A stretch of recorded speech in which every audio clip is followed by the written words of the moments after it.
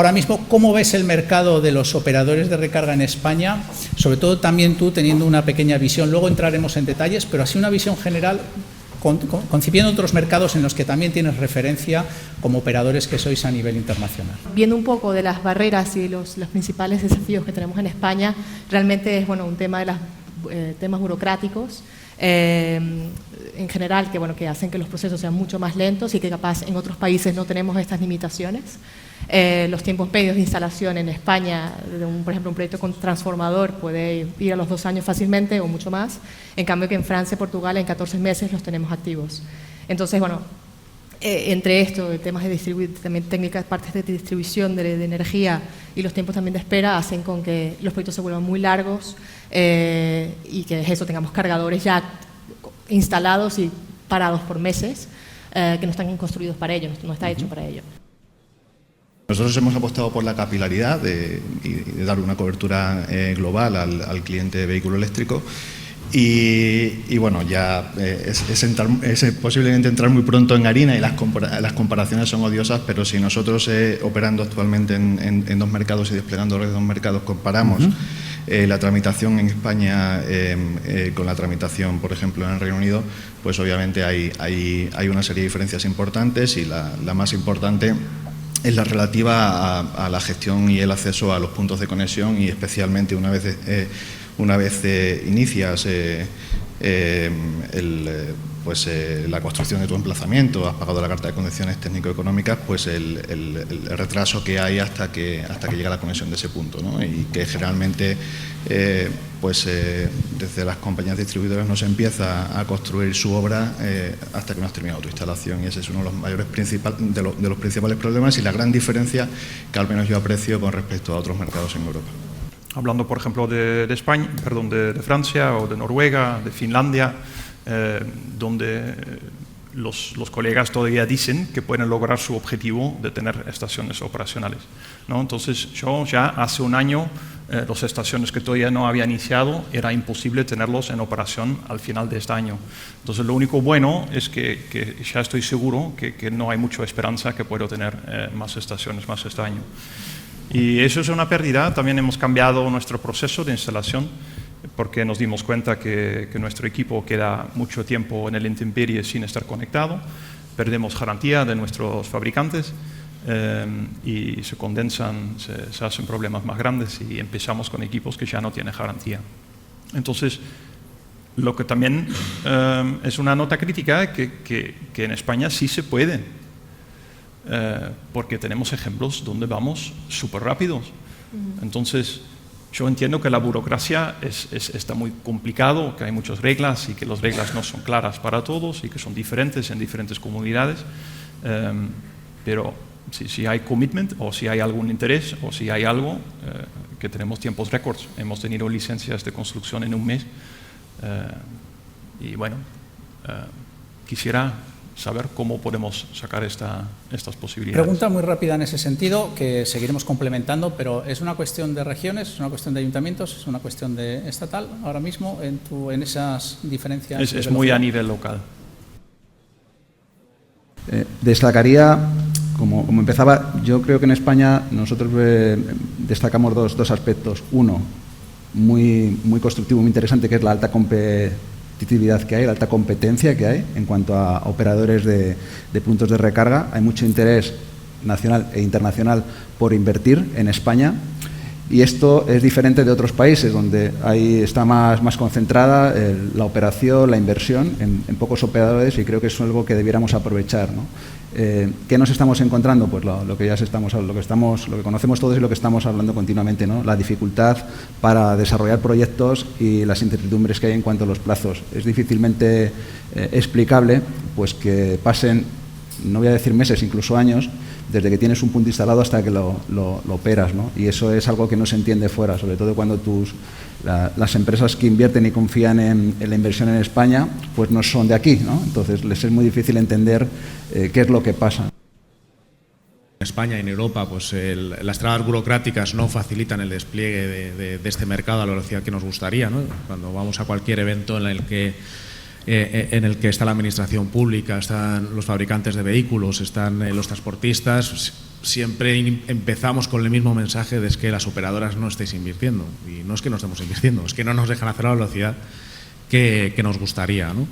El mercado, como bien ha comentado Manuel, es un mercado muy competitivo, pero también es un mercado que está forjando grandes alianzas, ¿no? Y aquí, pues, Cepsa Endesa tenemos una de ellas y, bueno, pues, algunos compañeros también, porque yo creo que cada uno aportamos en la cadena de valor, pues, cosas diferentes, ¿no? Y entre todos somos los que vamos a construir este mercado y lo estamos construyendo. Pero para eso necesitamos que la administración pública se ponga a trabajar y nos ayude, ¿vale? Centrándonos en la carga pública, destacar el gran freno que suponen las administraciones públicas. Son instalaciones muy sencillitas. Quienes venimos del mundo de las subestaciones de alta tensión, las centrales de generación, es curioso que aquí, que montamos un punto de recarga y una instalación muy sencillita, tardemos más por el desconocimiento en los inicios de la administración pública, casi en conseguir los permisos, que en un gran proyecto, ¿no? Por el desconocimiento, por la complejidad de las tramitaciones y por la falta de criterio, de homogeneidad entre unas administraciones y otras. Como digo, instalaciones muy sencillas, ya sean en baja o también en media tensión, que en el caso de la baja tensión ronda el año, el conseguir todo lo necesario para poner en servicio. En el caso de la media tensión podemos irnos a 2 o incluso 3 años, en función de la comunidad autónoma. Y eso está totalmente desacompasado con el tipo de instalación y de equipamiento que se pone ahí, ¿no? Entonces, la necesidad de que apoyen las administraciones públicas y de que se simplifique. Tenemos actualmente en pipeline unos 200 proyectos de entre 4, 8 y 12 puntos de carga cada uno de ellos. Por lo tanto, nos estamos enfrentando en su mayoría a los problemas que todos los compañeros estaban contando, porque todos nuestros proyectos están mayoritariamente en autovías, son de alta potencia, en media tensión y por lo tanto nos encontramos con toda esta problemática. Sin embargo, durante el último año hemos hecho la entrada en Francia, donde hemos vivido una experiencia totalmente diferente a la hora de tramitar este tipo de permisos. Y yo sí que creo que son dos principales problemas. Solamente hemos hablado de la administración pública, pero yo creo que hay otro factor importante que hay que resolver, que es la relación con la distribuidora de electricidad, porque realmente es uno de los stoppers principales que tenemos en España. El problema que tenemos en España es que tú pides 3 megavatios de potencia, te dicen, no tengo, pídeme otra vez. 2 megavatios, tampoco tengo. 1 mega, tampoco. 950, venga, ahí sí te puedo dar. En cada interacción de esta han pasado 1 mes y medio, 2 meses. Imaginaos solamente el tiempo que hemos perdido para analizar qué potencia podemos desplegar en un emplazamiento. Pero cuando la instalación está construida y operativa, empezamos todo el trámite de cesión de líneas, cesión de centros a la compañía distribuidora. En Francia, sin embargo, cuando la obra está terminada, realmente es que toda la parte de distribución de red es la compañía la que la hace y te deja los cables en punta en la estación de servicio.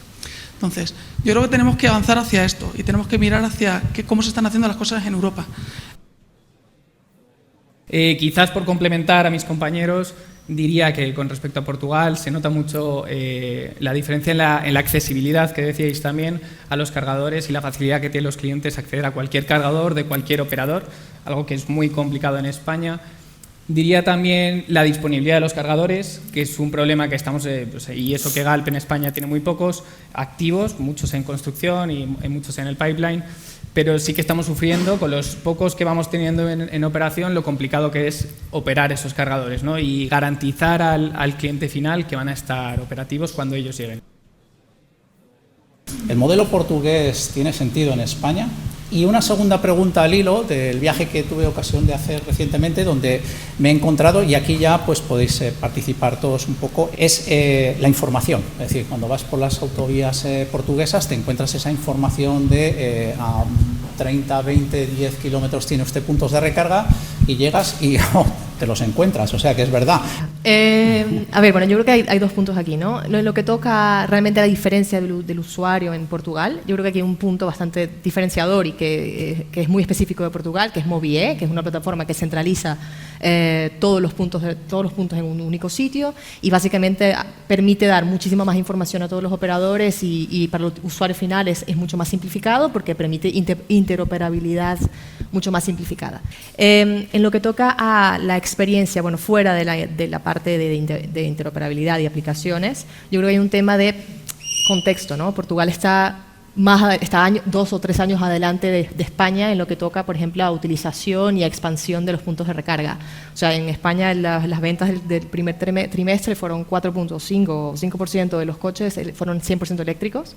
En cambio que en Portugal ya están en los 16%. O sea, estamos en un tipo de utilización diferente, lo que también permite que los servicios que se ofrezcan ya estén mucho más adaptados. Yo creo que en España estamos tanto enfocados todavía en coloquemos los puntos de recarga, por lo menos activos, que todavía estamos un paso atrás en ese caso, yo creo. Traslado, en el tema de la información, la disponibilidad de esa información para el usuario, y en el tema del grupo de trabajo de infraestructuras de recarga impulsado por el Gobierno, ¿estáis notando algo?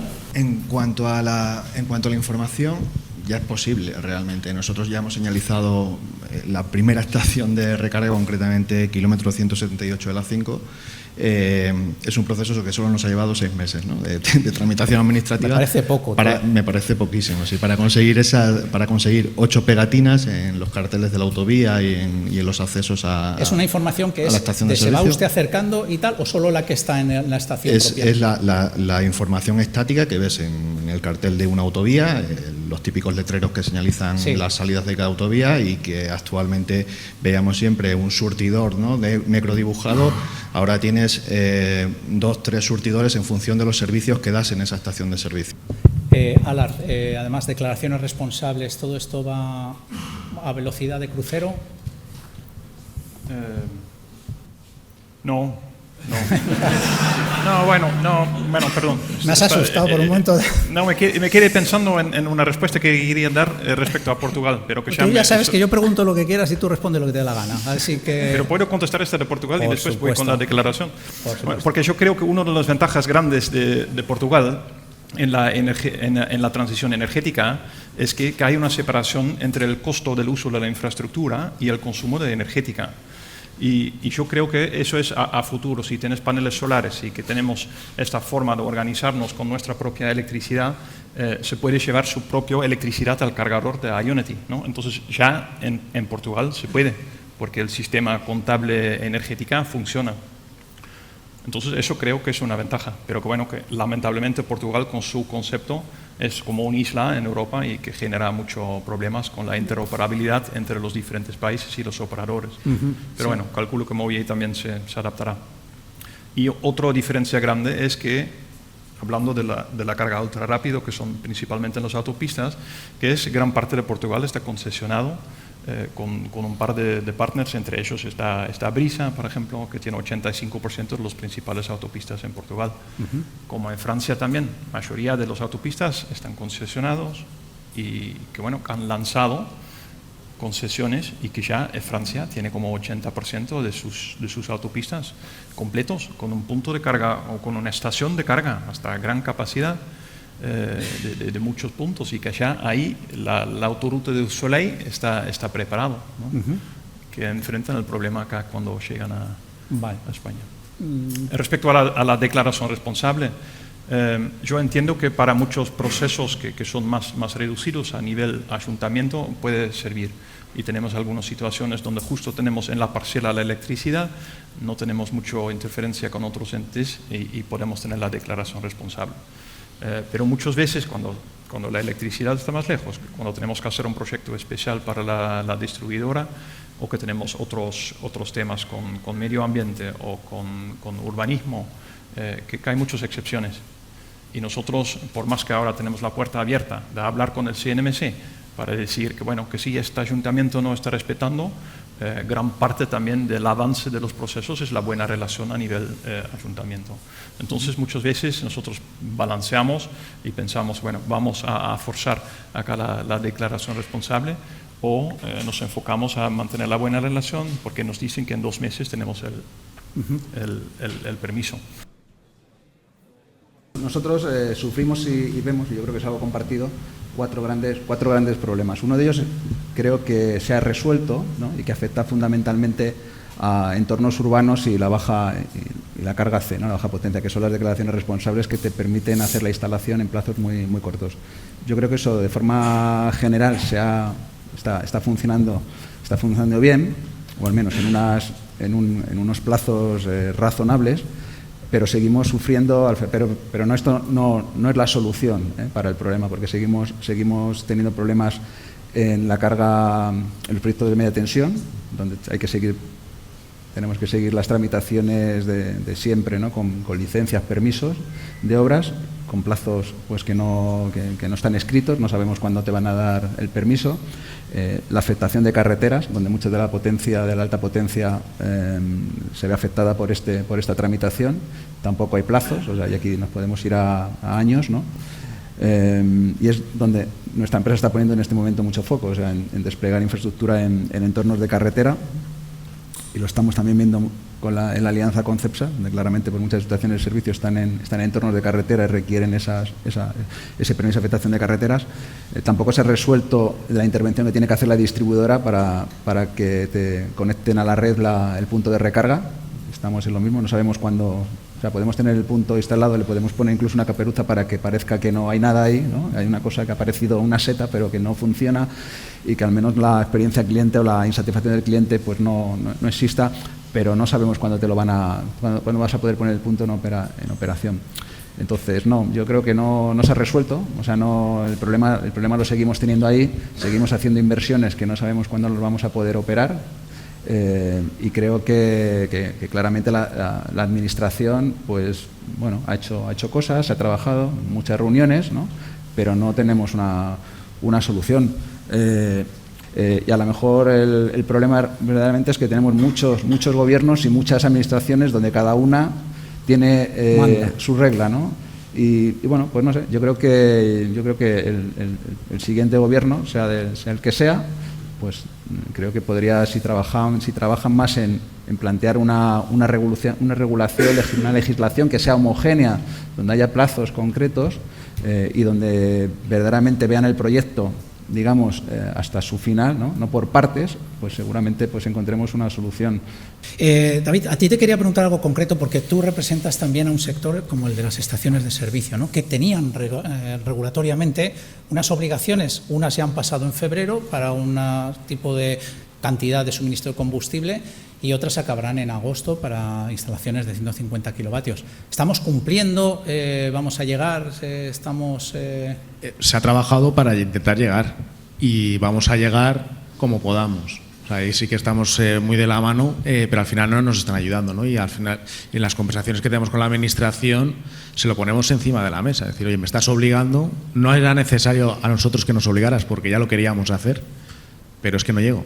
No llego porque no tengo los permisos, no tengo la energía, ¿no? El tema de las distribuidoras, que es crucial. Pero bueno, estamos ahí trabajando para llegar y viendo alternativas para poder llegar, ¿no?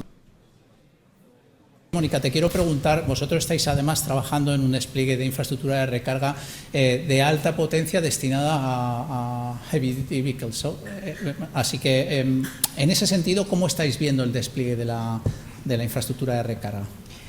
Bueno, pues claro, el problema, como han comentado otros compañeros, es que cuanto mayor es la potencia, más complicado es en todos los ámbitos, ¿vale? Primero, porque, y en respuesta a tu pregunta anterior, la Administración ha dado algunos pasos, pero yo creo que son más simbólicos que otra cosa, y además no lo han redactado bien, y eso da pie a interpretaciones. Es decir, los reales decretos ley que han salido sí han hecho algunos intención de cambiar las cosas, por ejemplo el tema de las declaraciones responsables, pero lo escribieron de una forma que queda ambiguo.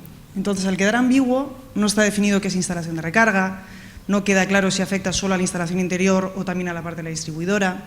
Entonces, como queda ambiguo, luego cada comunidad autónoma o cada ayuntamiento lo interpreta de una forma, y eso crea caos, ¿vale? Otra medida que salió también en formato de Real Decreto Ley, que se suponía que iba a facilitar las cosas, yo creo que la intención sí era esa, y que afecta clarísimamente a la alta potencia y al desarrollo de vehículo pesado y bus y truck, es la autorización administrativa previa de construcción, que no existía ese trámite para estaciones de recarga y que se creó con intención de favorecer a partir de 250 kilovatios. Lo ligaron a una declaración de utilidad pública que realmente, al menos para nosotros, no tiene ningún sentido, porque el ir a esa declaración de utilidad pública te lleva a una expropiación, con unos plazos administrativos brutales, con lo cual, al menos en nuestro caso, si vemos que tenemos que ir a expropiar, aunque tengamos una declaración de utilidad pública, no lo vamos a hacer porque si los plazos son complicados, en ese caso ya son estratosféricos, ¿no? Con lo cual fue una medida que intentaba ayudar, pero en realidad puso una traba adicional, ¿no? Nuevamente no estaba concreta la redacción, entonces cada comunidad autónoma, porque esa responsabilidad cae en las comunidades autónomas, lo está interpretando de una forma diferente. Pero no solo cada comunidad autónoma, cada provincia lo está interpretando, o cada técnico de la provincia, de una manera diferente. Entonces, claro, hay buenas intenciones, pero con medidas que al no estar bien redactadas crean confusión, crean disparidad de criterios, y luego hay otras pues que son casi más, no sé, de darse publicidad que de efectos reales, ¿no? Por ejemplo, en el caso del MIDMA, que ha salido hace poquito, que yo sí creo que es un logro y es un avance, pero en vez de solucionar el trámite en sí con una declaración responsable para la autorización como tal, pues la han ceñido solamente a la elevación a público del contrato entre el socio y quien hace la instalación. Es decir, el problema grande no lo han atacado y, sin embargo, pues hicieron mucha publicidad con una parte muy pequeñita del problema, ¿no? David, hace poco estuve con vosotros y me estuvisteis contando una serie de retos que tenéis. A mí me pareció sorprendente el uso que estáis dando, por ejemplo, a containers de segunda vida para resolver problemas regulatorios, para poder ir avanzando en el despliegue de esas infraestructuras de recarga. Me hablasteis de una solución muy sencilla basada en 4 declaraciones responsables, 3-4 declaraciones responsables en según qué ámbitos, con los que se podría derribar muchísimas barreras. Y una cosa que me preocupó, todos los operadores tenéis unos ratios de inversión, unos objetivos de inversión previstos. Vosotros me hablasteis de 300 millones de euros que o se pueden quedar en España o se pueden ir fuera. ¿Nos puedes decir así en 4 líneas primero esto de cómo estáis salvando esto, que me parece la típica españolada de, no por vuestra parte, pero sí de vamos a ver cómo lo salvamos esto, porque está aquí hecho mal el empalme regulatorio, y luego esas medidas rápidas así para poder... A ver, matizando diferentes puntos que has comentado, efectivamente estamos salvando en algunos casos con el tema de baterías. La suerte que nosotros estamos haciendo es que, como sabemos que a los usuarios de vehículos eléctricos no les gusta estar tan morenos ni tan mojados, todas las estaciones de carga las estamos montando con marquesina fotovoltaica. Es cierto que la capacidad fotovoltaica de generación que tiene es muy limitada, se limitan 40-50 kilovatios de producción por cada 4 plazas, pero es lo suficiente para estar alimentando un banco de baterías que nos permita arrancar una estación totalmente aislada.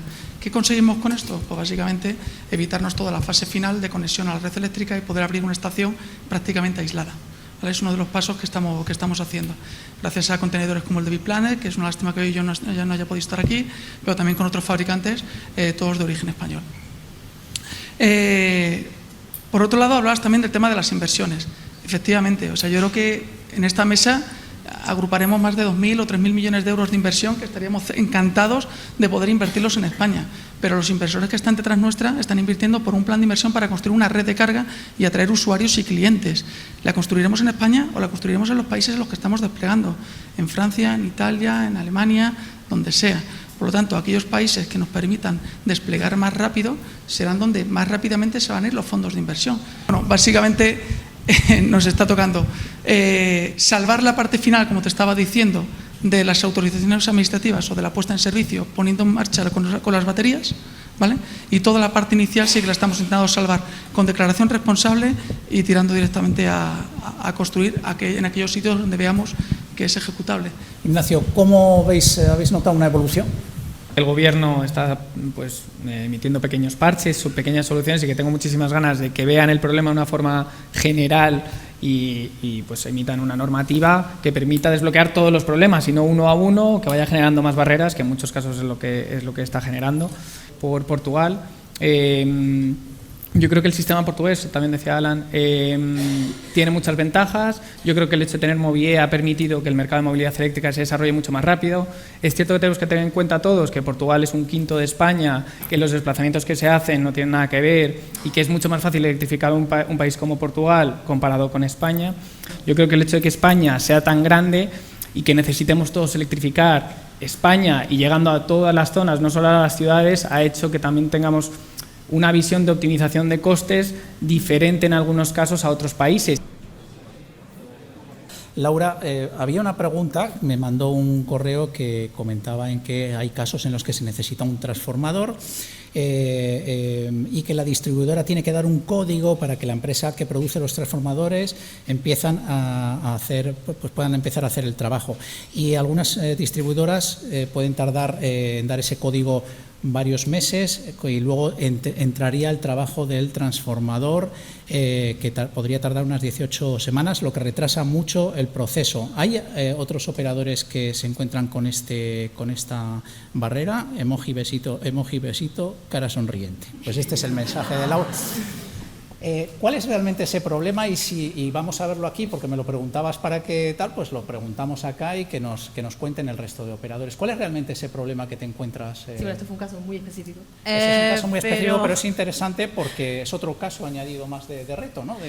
Sí, bueno, yo creo que en general el tema de las distribuidoras es como una caja de Pandora que tiene varios puntos, ¿no? Hay un tema primero de que en España no tenemos un mapa en que sea visible en qué puntos exactamente está la conexión y cuál es la disponibilidad de potencia. Entonces, como comentaban antes, tienes que estar haciendo bastantes pedidos o entonces a primeras tienes que ir a pedidos de media tensión porque sabes que no vas a conseguir. Perdona, ¿esta información está disponible en otros países? Sí, en Portugal y en Francia hay un mapa en que tú sabes exactamente dónde pasan las líneas de baja y de media y cuál es la disponibilidad más o menos de potencia.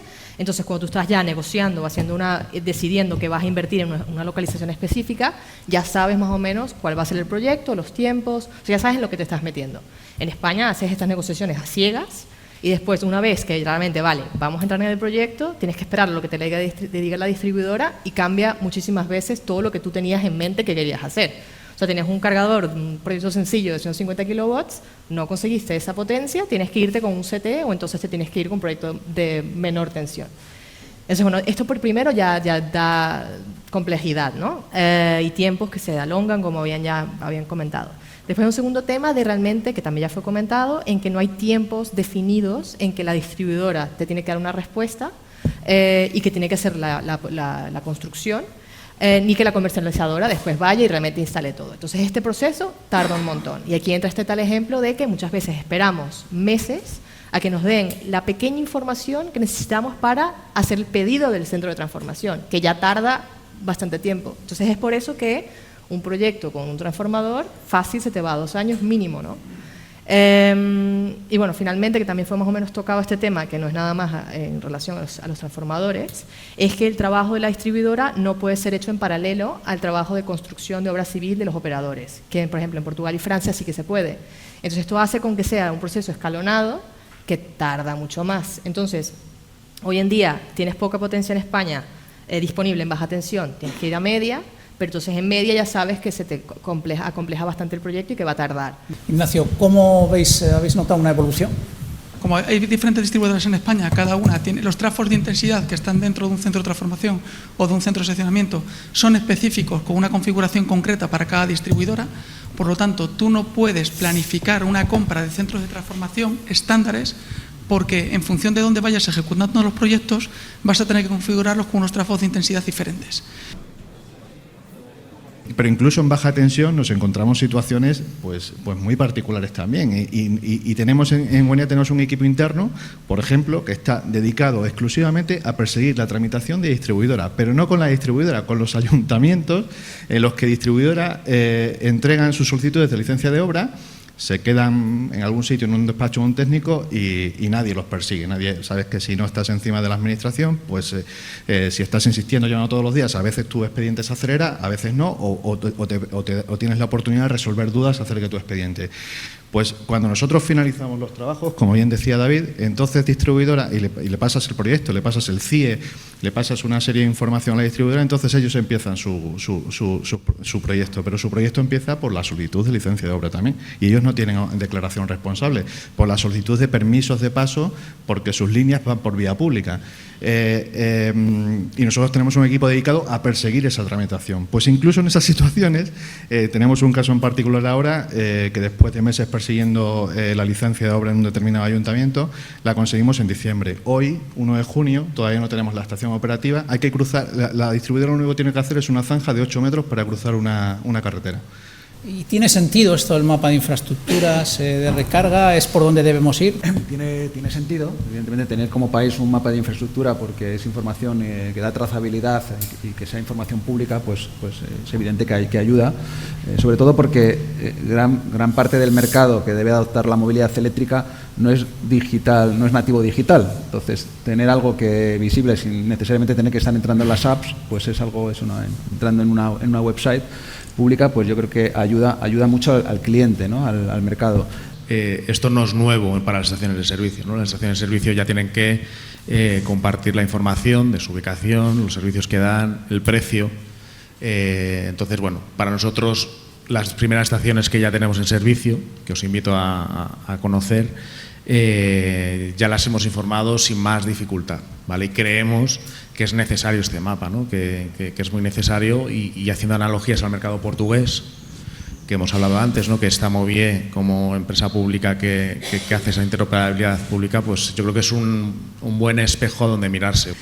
Yo sí quiero poner en valor el hecho de que sea la importancia que tiene, como han comentado, y que sea algo centralizado a nivel nacional, porque lo contrario podía hacer que ya algo se daba, que cada comunidad autónoma pidiera eso de manera independiente y otra vez con un formato y un criterio distinto. O sea, por ejemplo, en Extremadura ya hay que hacer, ya estamos haciendo algo equivalente con un formato propio de esa comunidad autónoma, ¿no? Entonces, claro, eso podía pues ir creciendo en el resto de comunidades autónomas con disparidad seguro, ¿no? Porque es lo que normalmente ocurre. Entonces, que sea de manera centralizada con toda la información homogénea, pues es facilitadora para quienes tenemos que aportar esos datos, ¿no? ¿Encuentras fácil llegar a acuerdos con otros operadores? ¿Es fácil generar esa interoperabilidad?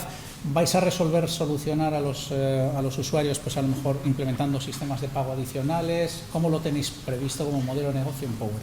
Sí, bueno, yo creo que, como mencionaba un poco antes, en lo que toca a la experiencia del usuario hay mucho por hacer.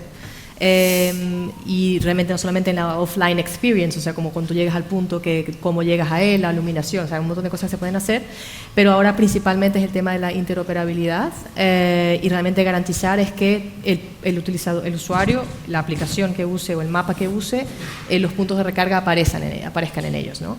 Entonces, como comentaba antes, en PowerDots, nuestra visión, bueno, no lo he comentado, nuestra visión es un poco que sea tan fácil cargar tu coche como cargar un smartphone, y por tanto nuestro enfoque es mucho en eso, ¿no? Cómo garantizamos que eso se haga realidad. Entonces, no tenemos una aplicación propia, nos integramos en todos los medios que haya, y ese es un poco nuestro enfoque. A ver si entonces realmente el usuario no se tiene que preocupar del medio que use. Y después creo que hay un tema también de, bueno, los temas de formatos de pago. Nosotros, como tenemos una aplicación, tenemos también un QR code en que simplemente el usuario escanea y puede usar, pero realmente el enfoque ahora también es garantizar que tenemos TPV, porque realmente si hoy en día compras un tomate con una tarjeta, cargar 30 euros deberías poder lo mismo, ¿no?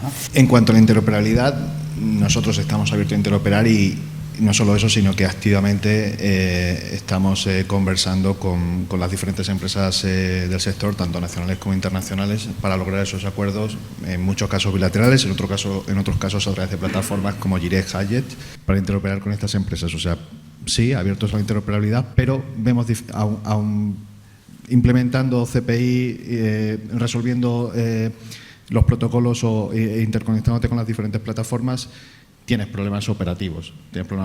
A veces por el tiempo de retraso en la comunicación del estado de los cargadores, a veces relacionados con el propio cliente por la experiencia de usuario que estás ofreciendo o que está ofreciendo otra aplicación que interopera en tus cargadores, no sabe muy bien dónde llamar. En cuanto a la integración de sistemas de pago, nosotros en España a día de hoy estamos operando con pagos a través de la aplicación, a través de interoperabilidad, y en estaciones de carga ultra rápida estamos también integrando con tashless, pago con tarjeta de crédito. Mira, para Ionity es muy importante la experiencia del usuario.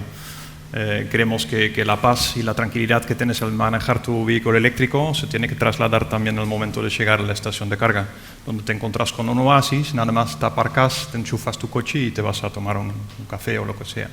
Entonces nosotros tenemos toda nuestra infraestructura, el sistema de ISO 15111, ¿no? Bueno, 5118, ¿no? Bueno, me olvidé el nombre, que es el plug and charge, ¿no? Sí, 15118. Entonces simplemente enchufas y bueno, que entre la comunicación en el vehículo con el cargador se autoriza el pago, y que bueno, después te llega la factura. Yo creo que eso es al día de hoy, con el avance tecnológico, es lo que tenemos que hacer. Tenemos muchos agregadores, muchos MSPs, ¿no?, con los que interoperan y que utilizan nuestra red. Tenemos también una alianza estratégica con Cepsa, que parte de esa alianza clave es la interoperabilidad, para que entre ambos conformemos una red lo suficientemente capilar, complementando entornos urbanos y de carretera, y que los clientes de ambas empresas puedan tener siempre un punto de recarga accesible cerca. Y bueno, históricamente pues el proyecto CIRBE, ¿no?, fuimos parte de ese proyecto, que fue un icono de lo que era la interoperabilidad en España. Somos también la única utility, digamos, no alemana o empresa no alemana que forma parte del accionariado de Hubjet. Entonces, bueno, con eso digo, doy unos datos de lo importante que es la interoperabilidad para nosotros, y bueno, creemos que es un elemento esencial. Al final este es un modelo muy parecido al de la telefonía. Yo aquí, y además has comentado al usuario, ¿no? Le hemos preguntado al usuario qué es lo que quiere, porque le hemos escuchado de lo que se queja, pero no sabemos lo que quiere, ¿no? Y yo voy a poner un ejemplo. Nosotros tenemos de momento pocas estaciones operativas, todas ellas tienen TPV, y el 75% de las recargas que se hacen con TPV. Y tenemos el código QR para que te bajes la app, tenemos interoperabilidad, y el usuario está eligiendo esa alternativa, ¿no? Entonces yo creo que debemos prestar más atención a lo que realmente quiere el usuario. Por supuesto, nosotros hemos lanzado Go, nuestra aplicación con fidelización, que queremos que se descarguen, que sean nuestros clientes, os invitamos un café en Respiro, lo que queráis. Pero si el cliente quiere pagar con tarjeta, pues a lo mejor es lo que está pidiendo, ¿no? Que el conductor profesional, su jefe le da una tarjeta, que es la con la que paga todos los repostajes. Eso debería ser así, ¿no? Y ahí es clave que no solo a nivel nacional, sino a nivel europeo, construyamos redes de interoperabilidad, además de facilitar el medio del pago al cliente como lo quiere. Como usuario, para mí la interoperabilidad ideal es la de poner en mi navegador que me voy de aquí a Burgos y que me salga toda la información de las infraestructuras de recarga que hay, y esto no lo tenemos todavía. Es tan complejo llegar a acuerdos los operadores también con los fabricantes para que esa interoperabilidad esté embarcada en el navegador. Tiene su complejidad, ¿no? Al final, el llegar a acuerdos, pues todo tiene sus fases, ¿no? O sea, nosotros empezamos con esa interoperabilidad también en el proyecto CIRBE, como decía el compañero, y esa fase ya la hemos superado. Y bueno, tenemos 90.000 puntos de recarga en interoperabilidad.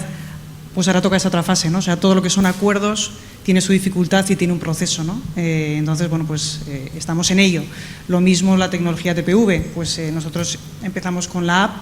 Llevamos muchos años con ella, pero ahora hemos visto también esa necesidad del cliente y ya tenemos los primeros puntos de recarga instalados con TPV, y es por donde tenemos que ir, ¿no? Interoperabilidad sí, por supuesto. De hecho, tenemos un equipo interno dedicado únicamente a cerrar acuerdos de interoperabilidad. Es esencial para nosotros. De hecho, supone una parte muy importante de la facturación mensual que tenemos. Gran parte de los usuarios que nos vienen por interoperabilidad, por lo tanto es esencial.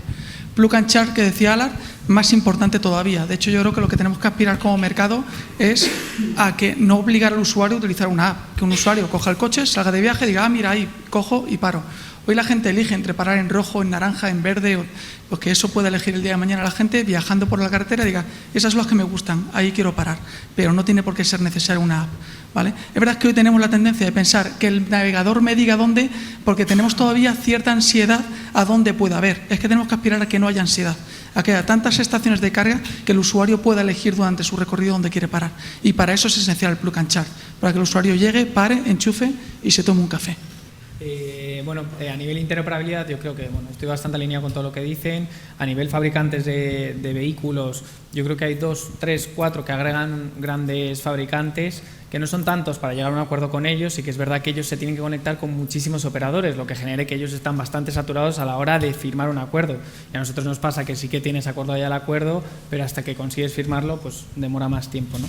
También apoyándome en lo que decían mis compañeros, yo creo que la interoperabilidad es súper necesaria. Nosotros estamos abordando varias interoperabilidades, pero también se abren muchas incidencias técnicas que es complicado de explicar a los clientes, ¿no? Como bien decían. Y un poco más. Pues con esto dicho, en AEDIVE nos gusta hacer los eventos controlados con el tiempo. Tenemos ahora un café de 45 minutos, os da tiempo a hacer la digestión. Lo que os pido es que estemos en punto aquí, y a los ponentes del siguiente panel que vengan un poquito antes a microfonarse, y por favor no os vayáis, que viene lo mejor ahora. Gracias.